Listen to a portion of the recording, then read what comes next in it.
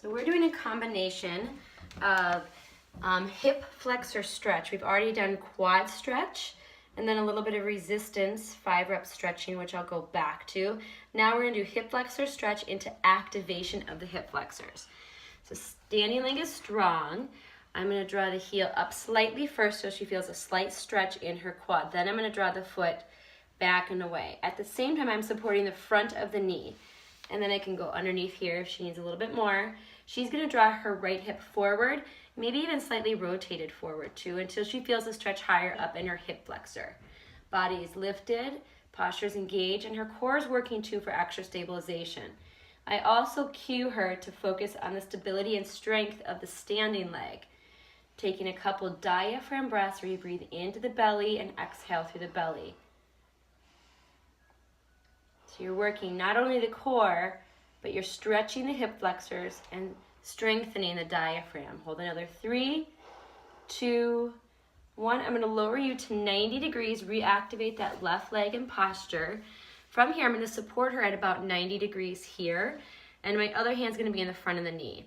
Using your core, your transverse abdominis, your diaphragm, you're going to slowly draw the right knee towards the stairs. Good. You're going to hold it forward. At the same time she holds it forward, I'm going to resistance stretch, draw it slightly back. Pause, breath in, and pull it in, activating, strengthening the hip flexors. Hold it there as I stretch and gently pull it back. Pull it in. Good job. Feel the hip flexors engage. Keep it there as I stretch it, pull it back gently. Let's do 2 more. Good. Hold it. Engage. Strong in the left leg. Ribs even, squared off. 1 more time. Draw it forward. Good. Hold it. Resist. Let me work. Good. Now from here, hold it up as high as you can using your hamstring, engaging. Use your core. Good. And then draw the knee forward to step together.